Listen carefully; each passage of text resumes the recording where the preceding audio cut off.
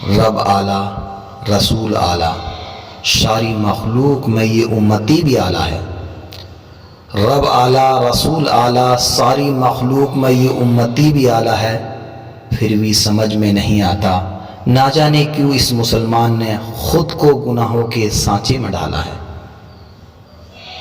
آج ہمیں اور آپ کو صحیح اور غلط کا فرق اور تمیز کرنا ہوگا۔ اگر ہم نے صحیح اور غلط کا تمیز نہیں کیا تو ہماری دنیا اور آخرت دونوں برباد ہو جائیں گی۔ جب ہم نماز ادا کرتے ہیں تو ہمیں کچھ باتوں کا خاص خیال رکھنا ہوگا۔ جب ہم نیت باندھ کر کھڑے ہوں تو ہماری نگاہ سجدے کی جگہ پر ہو۔ دوسری بات، جب ہم ہاتھ باندھیں تو ناپ کے نیچے باندھیں، کیونکہ اس میں حکمت ہے کہ نفس جو بہکاتا ہے تو وہ اسی جگہ کو پکڑنے کا حکم ہے جس سے دبا کے ہم ہاتھ باندھیں۔ اور ہاتھ باندھنے کا خیال رکھیں، دونوں ایک ہاتھ کی ہتھیلی دوسرے ہاتھ پر، اور انگلیاں 3 اوپر ہوں، ایک دائیں ایک بائیں۔ اور جب ہم رکوع میں جائیں تو ہماری کمر سیدھی ہو، اور ہم جب رکوع سے کھڑے ہوں تو کچھ پل کے لیے بالکل سیدھے کھڑے ہو جائیں، پھر ہم سجدے میں چلے جائیں۔ اور جب ہم سجدے میں جائیں تو ہم لمبا کر کے سجدہ ادا کریں۔ لمبا سجدہ کریں گے تو کس طرح سے کرنا ہے؟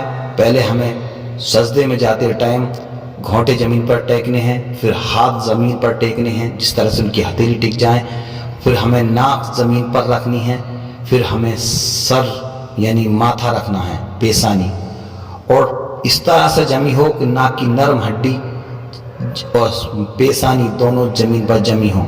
اور جب ہم سر اٹھائیں، سجدے سے اٹھیں تو پہلا سر اٹھائیں، پھر ناک اٹھائیں، پھر ہاتھ اپنی ٹانگوں پر رکھیں، پھر کھڑے ہو جائیں۔ اس چیز کا خیال رکھیں۔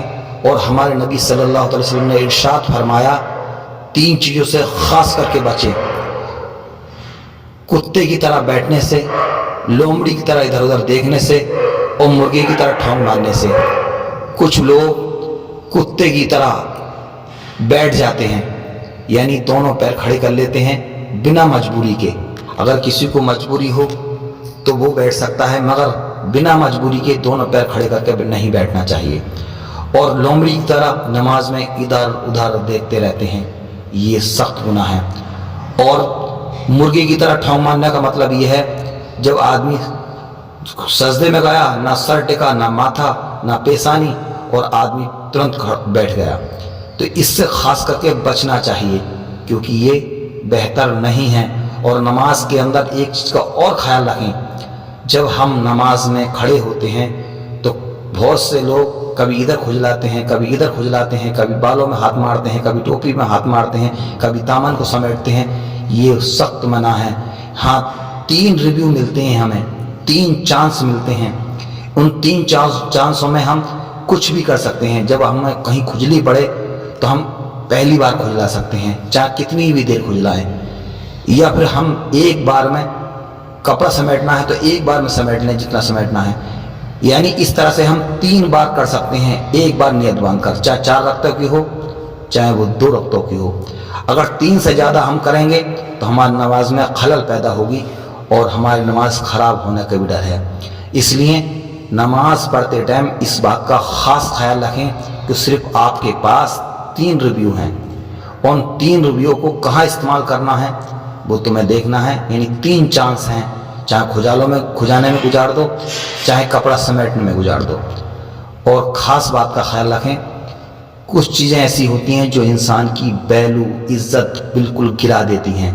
اس میں سے ہمارے نبی نے ارشاد فرمایا جب آپ کسی کے پاس بیٹھے ہو تو ناک میں انگلی نہ دو، کیونکہ ناک میں انگلی بار بار دینے سے سامنے والوں کو گھن پیدا ہوتی ہے، جس سے آپ کی عزت وقار گر جاتا ہے۔ دوسری بات ہمارے نبی نے ارشاد فرمایا جب کسی کے پاس بیٹھے ہو تو منہ سے تھو تھو نہ کرو، کیونکہ تھو تھو کرنے سے منہ کے جراثیم نکلتے ہیں اور اس سے سامنے والے کو تکلیف، گھن ہوتی ہے، جس سے آپ کی عزت اور وقار گر جاتا ہے۔ تیسری بات، کسی کے سامنے بیٹھے ہو تو ناخن نہ چبو، کیونکہ ناخن چبنے سے اس میں جو میل ہوتا ہے یہ آپ کے اندر جاتا ہے، جس سے آپ کو بڑی بیماری بن سکتی ہے اور سامنے والے کو بھی گھن پیدا ہوتی ہے۔ تو آپ ایسا کام کوئی نہ کیجئے جس سے گھن پیدا ہو، اور گھن جب پیدا ہوتی ہے تو آپ کی عزت اور بقا کے دونوں چلے جاتے ہیں۔